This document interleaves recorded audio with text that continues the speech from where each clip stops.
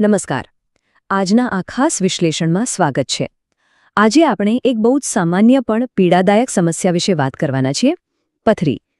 પથરીને ઓગાળવા અને તેને કાયમ માટે પાછી આવતી અટકાવવા માટેની એકદમ સચોટ 2 તબક્કાની પ્રાકૃતિક પદ્ધતિને આજે આપણે ઊંડાણથી સમજીશું. તો ચાલો સીધી જ શરૂઆત કરીએ. આજના આપણા આ વિશ્લેષણના મુખ્ય મુદ્દાઓ આ પ્રમાણે છે. પહેલું, વારંવાર થતી પથરીની સમસ્યા. બીજું, તેને ઓગાળવાનો ઉપાય. ત્રીજું, દવાનું પ્રમાણ અને તેનો સમય. ચોથું, પરિણામોની ચકાસણી. અને છેલ્લે, ભવિષ્યમાં પથરીને બનતી કઈ રીતે અટકાવવી. તો ચાલો સૌથી પહેલા વિભાગ તરફ આગળ વધીએ. વારંવાર થતી પથરીની આ સમસ્યા ખરેખર શું છે? જુઓ, જેમના શરીરમાં વારંવાર પથરી બનવાની તાસીર હોય છે તેમના માટે એક સૌથી પહેલો અને એકદમ કડક નિયમ છે. અને એ નિયમ એ છે કે ચૂનો ખાવાનું સંપૂર્ણપણે ટાળવું જોઈએ. હા, બિલકુલ સાચું સાંભળ્યું. પાન કે બીજા કોઈ પણ સ્વરૂપમાં લેવાતો ચૂનો આ સમસ્યાને ખૂબ જ ગંભીર બનાવી શકે છે. એટલે આ બાબતનું ધ્યાન રાખવું ખરેખર અત્યંત જરૂરી છે. હવે આપણે બીજા વિભાગ તરફ જઈએ.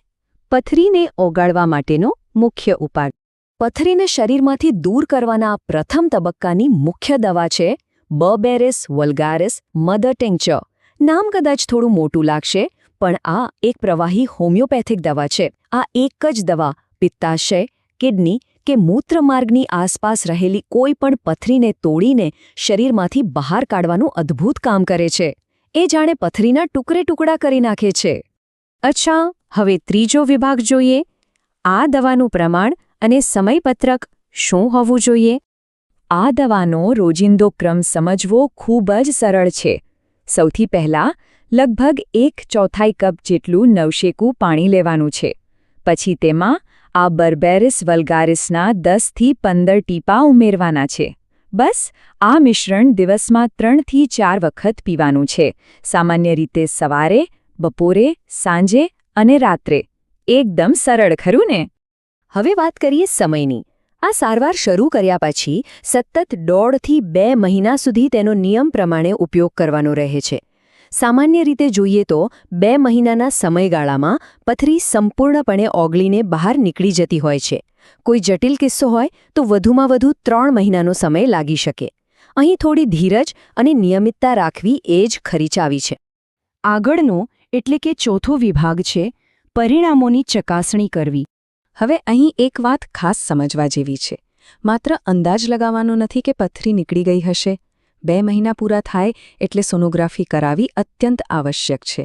આનાથી ચોક્કસ ખ્યાલ આવે કે પથરીના ટુકડા પૂરેપૂરા બહાર નીકળી ગયા છે કે નહીં. જો સોનોગ્રાફીમાં એવું દેખાય કે હજુ પણ નાના ટુકડા બાકી છે તો દવા થોડા વધુ દિવસો સુધી ચાલુ રાખવી પડે. આ એકદમ વૈજ્ઞાનિક અને સચોટ અભિગમ છે. અને હવે છેલ્લો, 5મો વિભાગ. ભવિષ્યમાં પથરીને થતી કઈ રીતે રોકવી. એકવાર સોનોગ્રાફી દ્વારા પાકું થઈ જાય કે પથરી બિલકુલ ગાયબ થઈ ગઈ છે ત્યારે જ આ બીજો તબક્કો શરૂ કરવાનો છે. આ બંને તબક્કા વચ્ચેની આ એક બહુ જ કડક શરત છે. જ્યાં સુધી પથરી શરીરમાંથી 100% નીકળી ન જાય ત્યાં સુધી નિવારણની એટલે કે પથરીને અટકાવવાની દવા ક્યારેય શરૂ ન થવી જોઈએ. આ ક્રમ જાળવવો ફરજિયાત છે, નહીંતર આખી પ્રક્રિયા નિષ્ફળ જઈ શકે છે. તો જેમના શરીરમાં દર થોડા વર્ષે પથરી બનવાની એક જિદ્દી તાસીર હોય છે તેમના માટે આ એક અદ્ભુત પ્રવાહી દવા છે જેનું નામ છે ચાઇના 1000. આ દવાનું માત્ર એક જ હેતુ છે શરીરની વારંવાર પથરી બનાવવાની પ્રકૃતિને કાયમ માટે રોકી દેવી, જેથી પેલા વારંવાર થતા દુખાવા અને વારંવારના ઓપરેશન્સમાંથી કાયમી છુટકારો મળી શકે.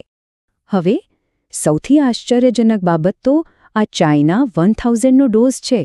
ખરેખર માનવામાં ન આવે એવું છે, પણ આ દવા માત્ર અને માત્ર એક જ દિવસ લેવાની છે.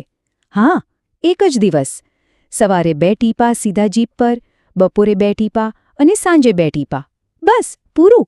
આ એક દિવસનો આટલો નાનકડો ડોઝ ભવિષ્યમાં પથરી બનતા અટકાવવા માટે ખરેખર અકલ્પનીય પરિણામો આપે છે. અંતે આખી આ પદ્ધતિ પરથી એક બહુ રસપ્રદ વિચાર મનમાં આવે છે. શું આવા એકદમ સચોટ અને પ્રાકૃતિક સમયપત્રકોને અપનાવવાથી વારંવાર થતી આવી શારીરિક બીમારીઓને મટાડવાના આપણા આધુનિક અભિગમમાં કોઈ ક્રાંતિકારી બદલાવ લાવી શકાય? આ ખરેખર એક એવો વિષય છે જે નવી દિશામાં વિચારવા મજબૂર કરી દે છે. આજના આ ખાસ વિશ્લેષણમાં જોડાવા બદલ ખૂબ ખૂબ આભાર.